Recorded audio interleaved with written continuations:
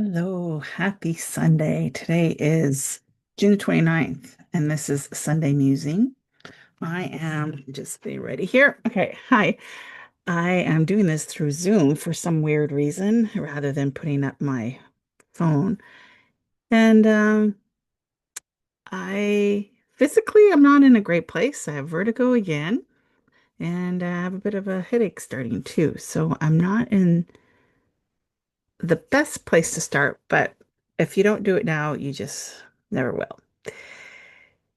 What am I going to talk about today? There's a lot going on in my world, and I have noticed over the past year or so, and it takes me a while to catch up, but things are shifting into a different direction, and it's still based in spirituality, still based on helping people find their path, but in a different way. Rather than hands-on, it's more from behind the scenes. And the magazine, just a moment. I want to stay as hydrated as I can to see if I can flush this out. So, it started with the magazine. Um, yeah, I just had this feeling I wanted to put all these things I've written over the years into a place that I could share with people. And I had had it on a blog, and that's where a lot of the stuff in issue one and some of it in issue two has come from. Um, my daily writings, my daily journal, ideas that come to me. Ideas are always coming to me, and I don't know what to do with them most of the time. So I just write them down and I file them away, and I figure someday they'll come back, or I'll be going through them and they come up and it's like, oh, I could do something with this. So the last couple of days, I'm on holidays. It's been very busy. I've been around a lot of people, which is great. I love it. I've made some new friends, which are awesome. I pushed myself out of my comfort zone. That painting over here you see behind me, that was a test run for a painting competition I was in. I I signed up for it, and I really didn't think I would get picked.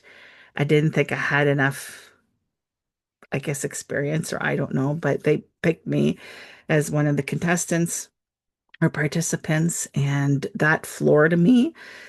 And then I thought, well, I'll just practice until I find what I need, and then I'll go there and just do that. But that wasn't resonating with me. I decided not to practice at all. And then I woke up Friday morning, and the event was Friday at 6 p.m. So I woke up Friday morning and I thought, I can't do this. I need to practice. So I got a canvas out, got some paints out. I think the canvas was the same size as this one I have. So I bought two canvases at the dollar store, and then I bought the paint. So they use acrylic paint and just the primary colors, so yellow, red, and blue, and then white and black. So I bought a little bottle of each color. I bought two of each color because I was going to try it twice. And then so you have to mix your own colors, which is something I don't do or haven't done in many years. And I haven't used acrylic for almost 5 years. So I thought I need to just see what it feels like to use acrylic paint on a canvas again, because you have to pour your own paint. So I wanted to get a sense of how much paint I was going to need. And then I wanted to have some ideas just in case I got there and nothing came to me. It wouldn't just be a blob. I would at least start somewhere.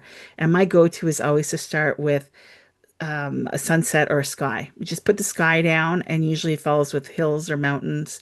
And then it's either going to be grass in front or water.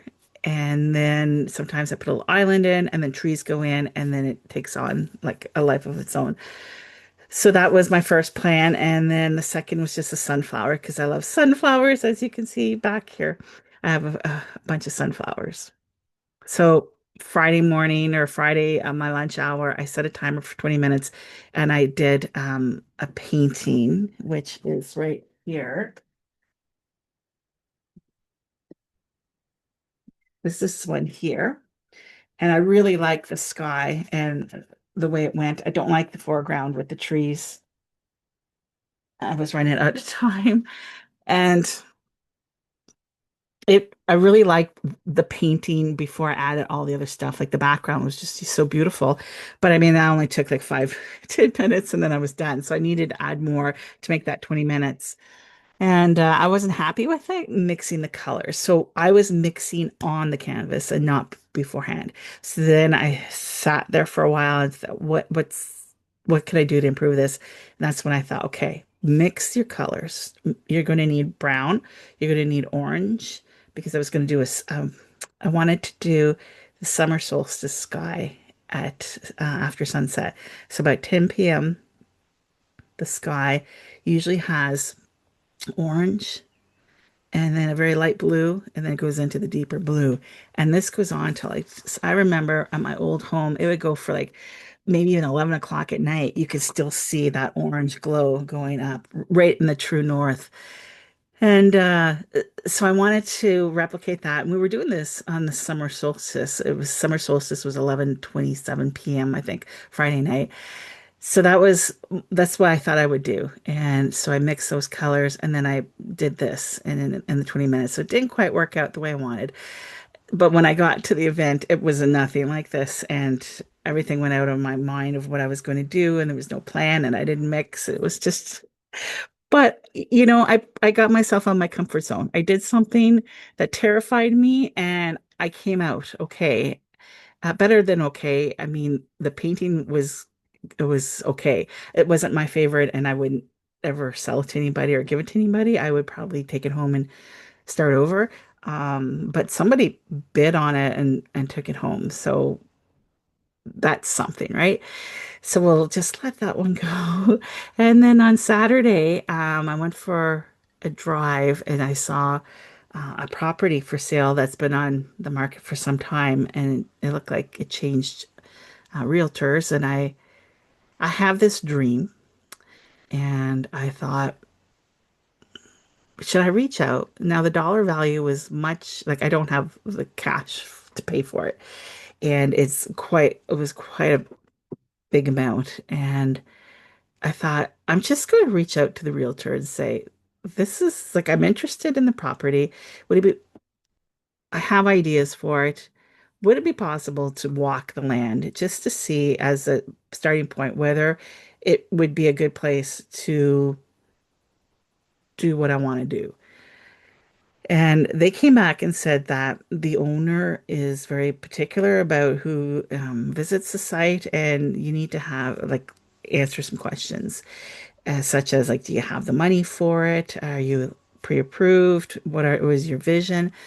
So they asked me if I'd call them or reach out to them. So that kind of made me sit back and think a bit and feel a little because I don't have the money. I don't have the resources. I do have a vision. I do have some ideas of creative financing. But before I go down that road, before I get way ahead of myself, I wanted just to see if the land resonated. So I was upfront and said, I don't have the money. I couldn't pay for it outright right now. This is what I'm thinking about for creative financing, finding like an angel investor, partners, different things like that. Maybe lease the land or rent the land for a year to see if I can get things up and running. And then they came back and they talked to the owners, and the owners were appreciative, but not interested. So I felt like, okay, I really put myself out there. I shared my vision and my dream with a complete stranger from a vulnerable position of not having the money. And this was a real learning curve for me and it really pushed me out of my comfort zone. And then I did it, and it came back that this isn't the time. So I have to admit that I was really relieved because the next step was going to be pushing me even further out of my comfort zone and even further.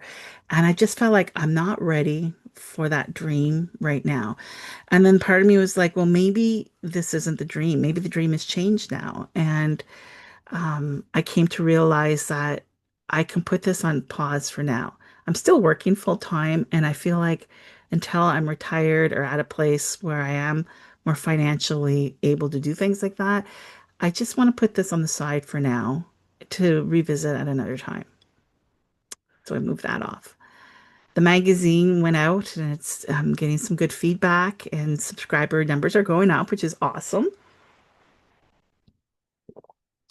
And then I took some quiet moments to just try to connect with my spirit team to see, when the next steps are. Am I on the right path?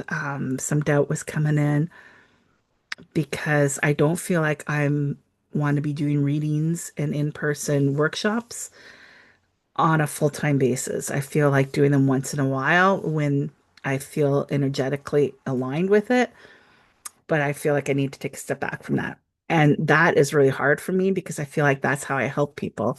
But I came to realize that I am not, for years, I used to read this. It's right here. This is why you probably shouldn't do one of the musings inside in your workshop and in your office because everything's available to you here. When I knew this in the trees, I don't have all this available. So I have this, which I'm going to be giving away, is, hmm, can I get this? Okay, I will read it. It's a Buddha. I think it's a Buddha. It's a Dalai Lama. It says, "May I become at all times, both now and forever, a protector for those without protection, a guide for those who have lost their way, a ship for those with oceans to cross, a bridge for those with rivers to cross, a sanctuary for those in danger, a lamp for those without a light, a place of refuge for those who lack shelter, and a servant to all in need." The Dalai Lama. And for so many years, that hung on my wall, and that was my mantra. Like I would read that prayer every day, and that I felt that in my bones that that's what I was meant to do, and that aligned with the dream of having running a sanctuary and a refuge for people and for animals, for abused and abandoned animals and people who would resonate with the animals and help heal the animals and then bring the animals and the people together so that they could heal each other.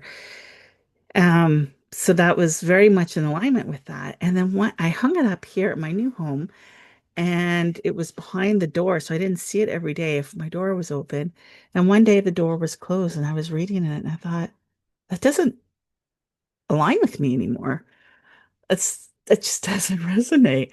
I thought that's so weird. So I took it down, I folded it up, and I'm going to give it away. And I thought, I need to add something there that does resonate. And I came across this sign at, I think it might have been Walmart, and it reads, "Always remember, you're braver than you believe, stronger than you seem, smarter than you think, and twice as beautiful as you'd ever imagined." And I feel like that really spoke to me. And I feel like I'm going through a phase of my life of self-love and self-care and learning to appreciate who I am and not be so hard on myself. And so that really helped resonated. And then I was in Ottawa visiting family in June. Oh, sorry, in May, and I noticed um I went to one of my favorite metaphysical stores. That's this, I think that's the Spirit in Almont, Ontario. And they had a hanging and it was based on that one. I don't know who said it.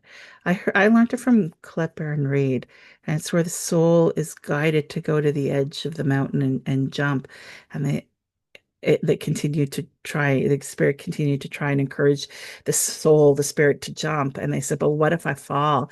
And it's, "Oh, but what if you fly?" And that's what it is. It's what if I fall, but what if you fly? And that is resonating with me again. And that's when I first started my journey. That was the the saying that I kept in my head, like, what if you fly? And I used to have dreams of coming to the edge and jumping or walking off and angels carrying me down. So I feel like I'm more in alignment with that. And so I have that on my wall. So hindsight, things are moving, things are changing. And that brings me to today. So I I tried to meditate. I tried to meditate. I lay down, I put music on, I just quieted my mind and lay there, and it was very peaceful, but I wasn't able to connect and I wasn't able to go anywhere. But just at the end of it, I had this vision, I guess you could say. And that vision, I didn't know what to do with it, but I thought, that might I could turn that into something, into a product. And I had this idea of where to go. And then I thought, well, the next day, I'm just gonna pull a card. And I don't know if it was yesterday, day before, but it doesn't matter. So I pulled, I've been using my friend's cards, but it didn't call to me. The Rebecca Campbell's Work Your Light. I think it's because I have the background blurred. That's why things didn't work out. Anyway, the card that I got was, you're already doing it. Stop overthinking. Keep facing your true north. And I thought it didn't like I understood the reason I didn't see or hear my guides is because there was nothing to say you're on the right path. I get so much information all day. Like I just know and I just feel and I know things are going and I'm doing what I'm meant to be doing. But every now and then you like to have a little confirmation. So I had that sight. I saw it perfectly, this image, and I thought, oh, I could do this with it. And I'm not going to share what that was yet until I manifest it into physical form. And then um, I got the card. And then I've been considering that vision I saw, and the idea just kept percolating, and then got bigger. So then I have a great brainstorming partner in the form of generative AI, and so I sat outside this morning with my tea and pondered about this and what I could do with it, and so I. I used the recorder on my phone and I recorded my thoughts. And the more I talk it out loud, more ideas come. And so I put my vision of what that vision I saw, I expanded it and explored options and what it could mean and how it would look. And I put all of that in. And then I took the transcript from that recording and I popped it into the AI that I use. And I started it off with put your brainstorming cap on. Here's some incoming information. And I said, this is, a recording where I was planning something. Here's the transcript. And then I let it go. And then they came back with their um, comments on it. And now I'm working on ideas to take this to fruition. And so I decided to take a step back from technology and just get my journal out and start handwriting to get some ideas and see, make sure that this is the direction I want to go in. And if it feels aligned and it feels aligned with everything that I'm doing. And that's when I came to a realization that there's something that I've been like a metaphor I've been teaching for years. And this vision just bumped up with that, exploded and created or copulated and created this new part of that. And so it's really much in alignment and it's very much in alignment with me taking a step back. So another, I guess, way to put it is those signs that I've had on my wall that no longer, those prayers that no longer align with me. I'm no longer being the ship to help people, or um, I've gone from being the lifeboat to being the lighthouse. And so I am still guiding people to the light, to their light, to connect to themselves, but I'm not carrying them with me. I'm shining the light for them, much like Archangel Uriel does. He'll shine the light for you and help you, but I'm not going to live it for you, if that makes any sense. So that's been my realization the last several hours. Um, it's been, but not quite a week, maybe a little under a week that came to me. You're no longer the lifeboat, you're the lighthouse. And I had to sit with that because I've always felt like I want to help and I want to like hug people and hold them and help them through that. But I realize that I can't do that anymore. It's not the more I'm healing myself and loving myself, the more I'm realizing I can't take that energy on anymore. I'm becoming more and more sensitive all the time. The longer I'm here, the more I learn and grow, the higher my vibration is, as is everybody, right? We're all doing the same thing, but for some reason I'm feeling it more now, and I recognizing that I need to take a step back. That's all I'm going to say about that is that means not I won't be doing in-person events as often or even on Zoom as often as I wanted to originally. It'll just be here and there. I am creating and have created some online workshops that are self-led, so you don't need me there. I will try and, if it feels right, I will try and do some day one, like a 3 hour workshop or 2 hour workshop where we can just connect. For the magazine, I am going to be doing some Facebook Live and some behind the scenes and things like that. And I do intend to continue to do the mini readings. I'll be doing those once a month. And when I feel that I'm in the right space to do that, I will go and broadcast a message and, come in and get in line for a reading. That'll be great. And so I'm not going away. I'm just changing how I'm delivering what I feel inspired to do. And I hope that makes sense. Because some days I don't think it makes sense for me, but then everything's lighting up and it does actually make sense. So, yeah, I'm just seeing if there's anything else I want to say. It's a beautiful day. I can hear the birds on these cloudy days. The robins really sing. All right. I think that's all I have to say about that. And that was very long-winded. But I just want to say that this feels really good and it's the right step for me.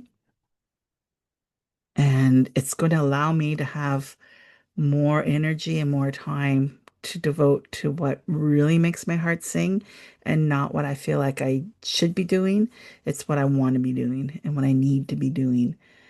And I hope everyone can find that in themselves and honor that and cherish it and explore it because that's what you're here for. We're all here to learn and grow and find what makes our hearts sing and follow that. Life here on this planet is so short.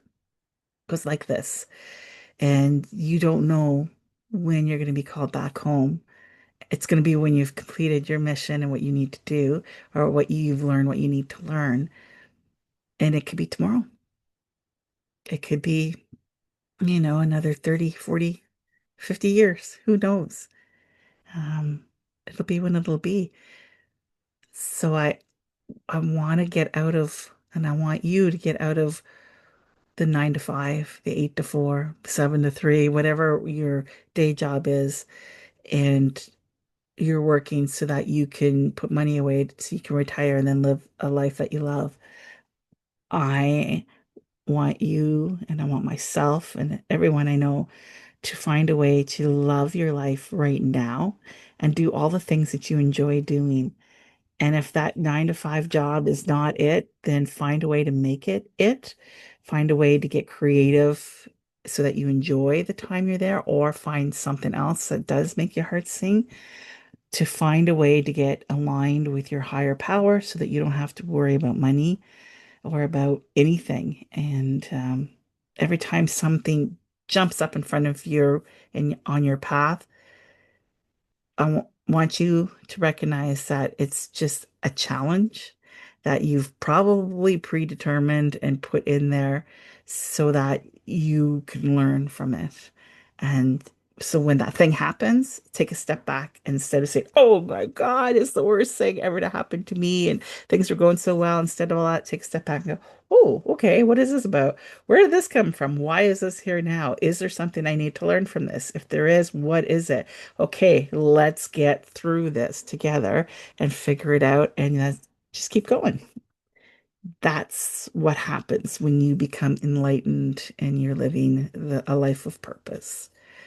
You can navigate the challenges. They're still going to come, but it's going to be easier to navigate them because you know they're not happening to you.